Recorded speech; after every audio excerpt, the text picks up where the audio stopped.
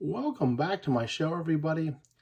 I'd like to just go over a couple recent pickups that I had and promote the show.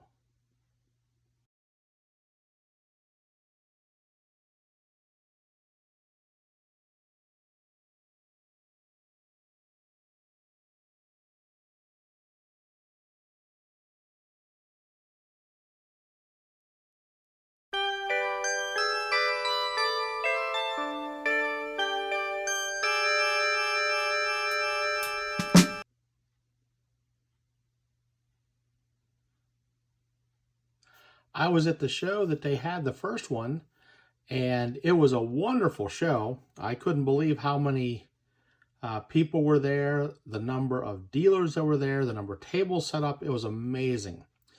And from the sounds of things, it's going to be bigger for this next one. So if you're not doing anything, come on out, stop out, take a look at the show. It's free. You don't have anything to lose, other than maybe some time on a Saturday afternoon. But I highly recommend it. This has become one of the most exciting shows in Western Pennsylvania that I've been to for a while. A lot of excitement at this. Seems to be a lot of people having fun. Now, let me show you some of the pickups I've got. So this kind of goes in reverse order of how I actually purchased them. But for those of you that know me, know I do PC the Pirates. And I've got a lot of unique things in their collection. And I bought this lot of promotional cards that the Pirates put out in 1984.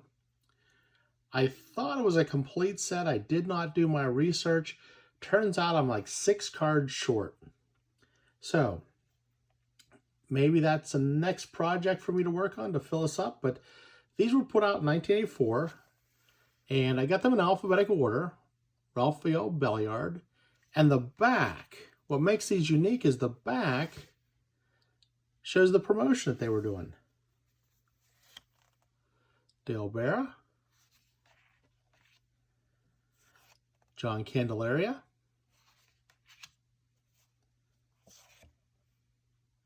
Jose De Leon,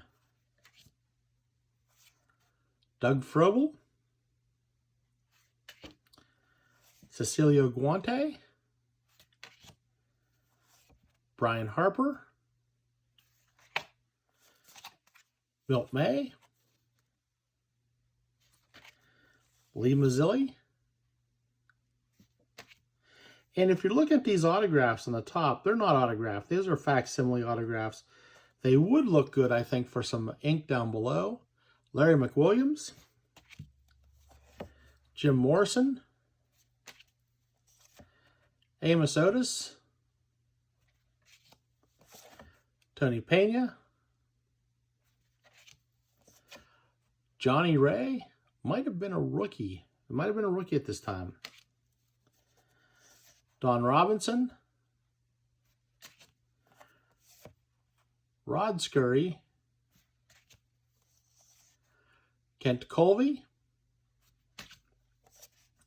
Jason Thompson, John Tudor, Lee Tunnell, and finally Heidi Vargas. Now, a couple of the names that I am missing. I think I'm missing a Lee Lacy. I'm missing a Bill Madlock. I'm missing a Chuck Tanner. And I think there are like 3 others that I'm missing. And I can't think of them off the top of my head right now. Now, when the news broke that Dick Road had passed away, one of the first things I did was I went out and I did pick up a couple autographs of his. I've got a few autographs of his.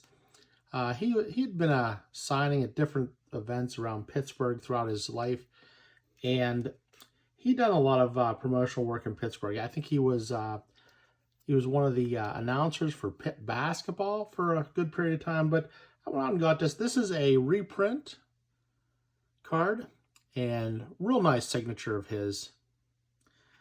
And this is the one here I really liked. I really like this card right here. It does have the black signature on it. It does come with this CAS certified authentic signature. But looking at that, it looks like that's pretty legit to me. I've seen a few of his, and I've gotten a few of his autographs in person, so I'm not really concerned about the autograph on this. I like this this style, this 1956 style card. Just a nice looking card. I also found something online. It was finally a reasonable price. These are hard to find. This is 1947 Tip Top Red. And it's Fritz Ostermuller, and he was a pitcher for the Pirates. The condition is really rough. I don't know if you can see it through this plastic here, but it's rough. And these are the backs. These were produced in 1947, and I think they also produced them like in 1903 or 1907 or something. At the early turn of the century. Now the first tip-top red ones that they did, and I have no examples of this to show. It was in color, and kind of like the colorized T206 cards of the time. They were in color, like other food issues at that time. These ones were black and white, and they featured many different players from different organizations, not just the Pirates. But I did find this one. A lot of times these are pretty pricey, so I kind of stayed away from those, you know, trying to collect and be reasonable about what I spend. Which I came across this online, and this would have been the first of all these purchases I made. This is a 1929 Cassian Publications, and it's George Grantham. George Grantham was a first baseman for the Pirates for a brief period of time. Pretty solid first baseman, too. First thing I saw when I saw these, this was, I went and looked up and saw his stats. I saw he was probably a starting first baseman or second baseman. I think he played a couple positions there. But what a nice looking card. It does have a little bit of discoloring, I think, on it. And when you talk about collecting cards, baseball cards, this is much bigger than a card. I mean, if we take a look at that 1956 Topps, it's significantly larger than that.